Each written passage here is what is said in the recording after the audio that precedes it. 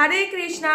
राधे राधे। कैसे हो आप सभी लोग? आशा करती हूँ आप सब मंगल में होगे, स्वस्थ होगे, अच्छे होगे। अच्छे बड़े सारे लोगों का मेरे पास प्रश्न है कि दीदी आपका जो श्री धाम वृंदावन वाला घर है उसमें कैसे रुक सकते हैं, आपका जो श्री धाम वाला मंदिर है उसमें रुकने का कोई प्रोसीजर बताइए, क्या क्या आपको रूल्स रेगुलेशन फॉलो करने हैं और हम आपसे संपर्क कैसे करें। बहुत सारे लोगों ने कॉन्टैक्ट नंबर मांगा तो मैं आज उसी पर आप लोगों के लिए डिटेल में वीडियो लेकर आई हूँ। नंबर 1, वो मेरा घर नहीं है, वो आप लोगों का घर है।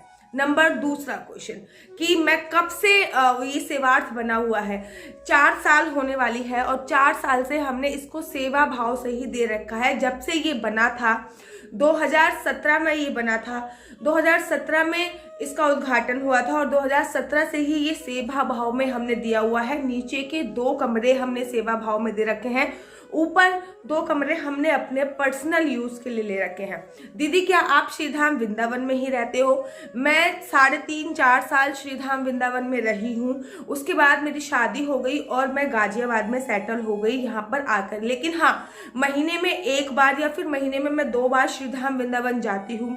नंबर 1 बिजली का बिल जमा करने, नंबर 2 वहाँ पे मैंने गैस सिलेंडर रखा हुआ है जो सेवार्थ भाव है वो गैस सिलेंडर को भरने, क्योंकि वो गैस सिलेंडर जो है वो बहुत छोटा सा है तो भीड़ इतनी रहती है सेवा भाव में तो वो खाली हो जाता है जल्दी, तो लोगों को असुविधा ना हो इस वजह से मैं उस सिलेंडर को भरने जाती हूँ। नंबर 3 चीनी चाय पत्तियाँ खत्म हो जाती है वो प्रोवाइड कराने जाती हूँ। जो भी चीज़ की कमी होती है वो देखा देखी करने जरूर जाती हूँ, साथ में बिहारी जी के भी दर्शन करने जाती हूँ। अब आप लोगों ने क्वेश्चन पूछा था दीदी आप हमें अपना नंबर क्यों नहीं देते हो, आप हमारा पूरा एड्रेस सेंड करो, नंबर क्यों नहीं देते।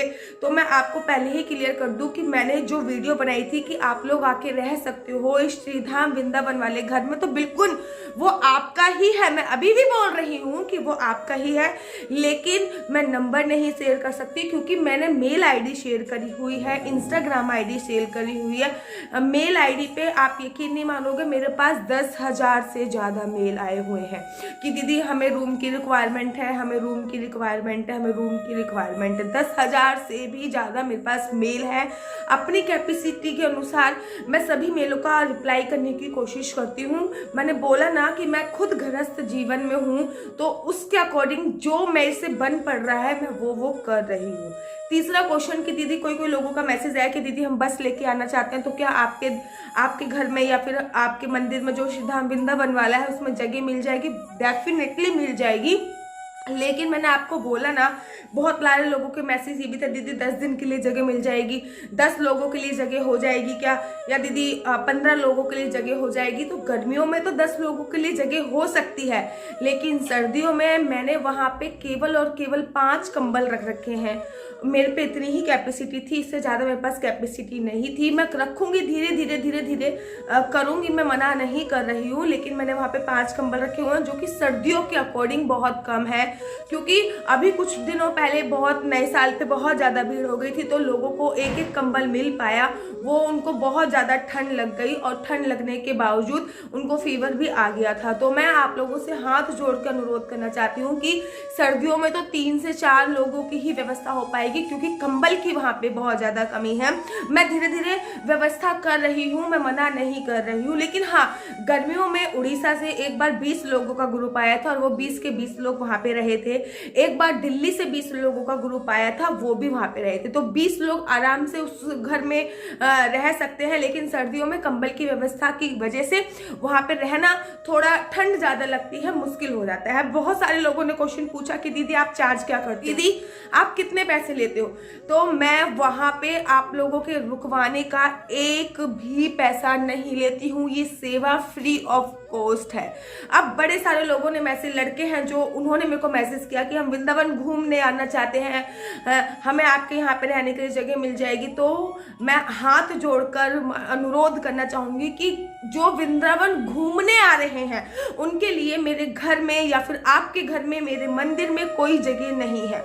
जो वृंदावन श्रीधाम वृंदावन के दर्शन करने आ रहे हैं उनके लिए जगह है, जो घूमने आ रहे हैं तो उनके लिए तो होटल भी है भैया, होटल में रहो, धर्मशाला में रहो।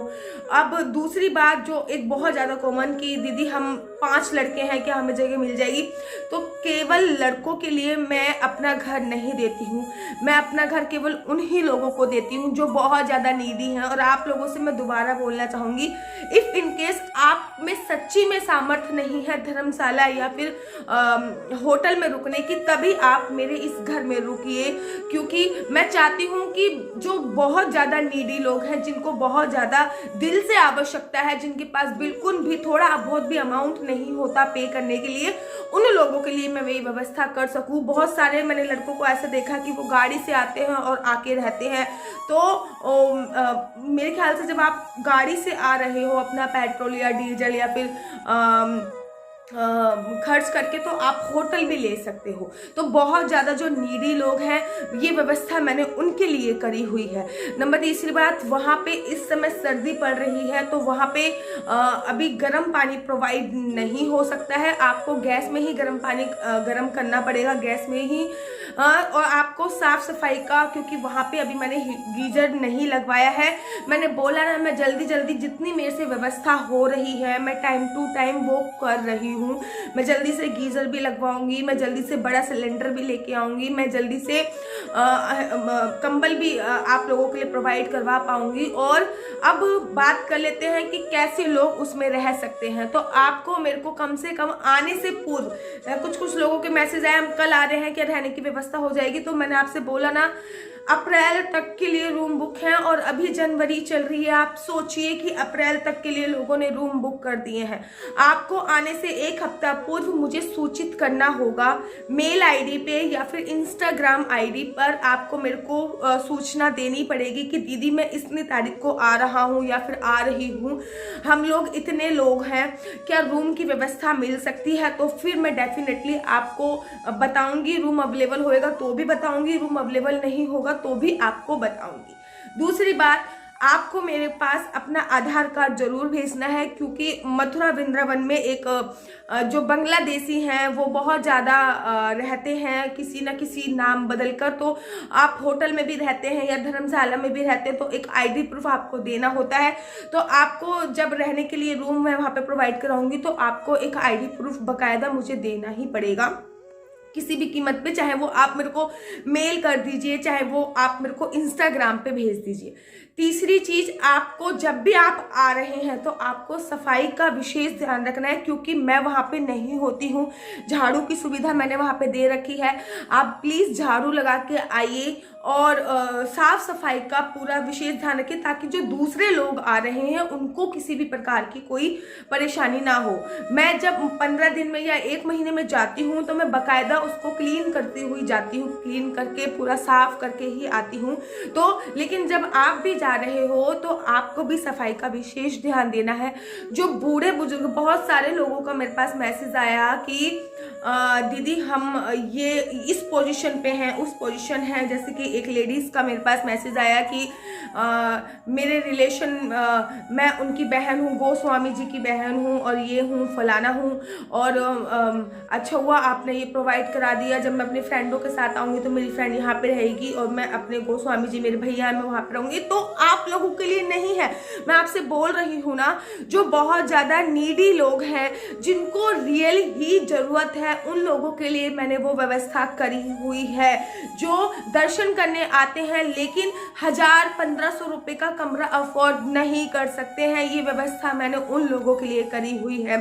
तो मैं कृपया करके आपसे हाथ जोड़कर अनुरोध करना चाहूँगी कि अगर आपको बहुत ज़्यादा आवश्यकता है तभी आप आइए, अगर आपको आवश्यकता नहीं और आप कैपेबल हो होटल में रहने के लिए, धर्मशाला में रहने के लिए, तो आप वहाँ पे रहिए। अब दीदी क्या हम 6 से 7 दिन के लिए रह सकते हैं वहाँ पे? तो नहीं रह सकते, ज़्यादा से ज़्यादा 2 और 3 दिन के लिए ही आप वहाँ पे रह सकते हो, क्योंकि दूसरे व्यक्ति को भी सेवा का आपको मौका देना है। बहुत सारे क्वेश्चन मेरे पास आए कि दीदी क्या वहाँ पे आप हमें किराए पे कमरा दे सकते हो? तो वो मेरा सेवार्थ भाव से मैंने बनाया है, वो मैं कभी भी जिंदगी में किराए पे नहीं दूंगी, चाहे मुझे पैसे की कितनी भी जरूरत पड़े, लेकिन वो कभी भी मैं किराए पे नहीं दूंगी।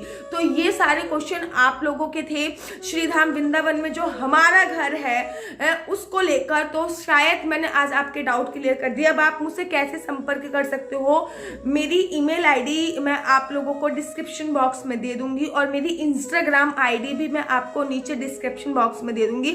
आप वहाँ पे चेकआउट करके मुझे मेल भेज सकते हैं, मुझे मैसेज भेज सकते हैं कि दीदी हम लोग इतनी तारीख को आ रहे हैं, हम इतने लोग हैं, क्या आप हमें रूम प्रोवाइड करा सकते हो। आपकी तारीख पे अगर रूम खाली होगा तो मैं ज़रूर प्रोवाइड कराऊंगी, क्योंकि वहाँ पे 2 रूम है, तो दोनों में से जो सा भी रूम खाली होगा मैं ज़रूर प्रोवाइड कराऊंगी। और आप ही का घर है, ज़रूर आइए, दिल से आइए, साफ सफाई का बस आप लोग ध्यान रखिए। और जो अनमैरिड कपल्स हैं उनके लिए मैं माफ़ी चाहूँगी। अनमैरिड लड़कियां आ सकती हैं लेकिन अनमैरिड लड़के नहीं आ सकते है, तो उनके लिए मैं माफ़ी चाहूँगी। और आशा करती हूँ कि आपको मेरी वीडियो अच्छी लगती होगी। अगर आपको मेरी वीडियो अच्छी लगती है तो आप अपना यूट्यूब चैनल हरी बोल को लाइक से सब्सक्राइब करना बिल्कुल भी मत भूलिए। तब तक के लिए मुझे दीजिए इजाज़त। राधे राधे, जय श्री कृष्णा, हरि बोल।